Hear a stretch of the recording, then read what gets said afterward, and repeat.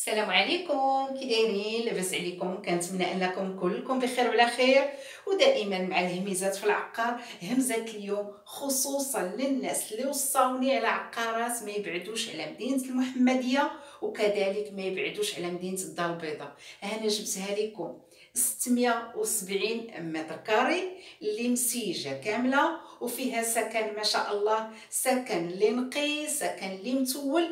غادي نكتشفوه جميع. كذلك غادي نطلعوا للسطح وغادي نشوفوا اطلاله على المحيط فين كيتواجد هذا الخير. 670 متر كاري اللي مسيجه كامله، داخل ليها الماء والضوء، فيها سكن اللي المساحه ديالو 110 المتر كاري، فيها كذلك اشجار اللي متنوعه وما جاتش معزوله، كاينين حداها جيران، وداخل ليها الماء والضوء، وما كتبعدش على مدينه المحمديه بزاف، تقريبا 12 كيلومتر فقط، وعلى مدينه الدار البيضاء تقريبا 26 كيلومتر فقط.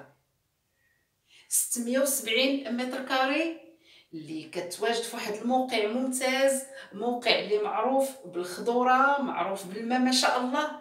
الثمن ديالها غير 48 مليون وقابل للتفاوض.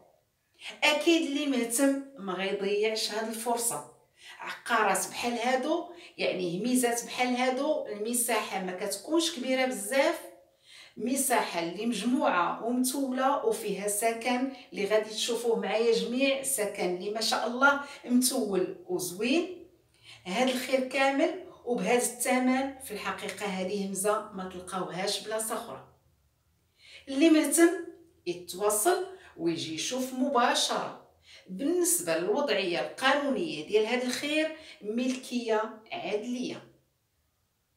نخليكم مع بقية الفيديو، وكنأكد لكم اللي مهتم وكيقلب على عقارات للمساحة تكون في المتناول والثمن همزة، هذا الخير ما يفلتوش.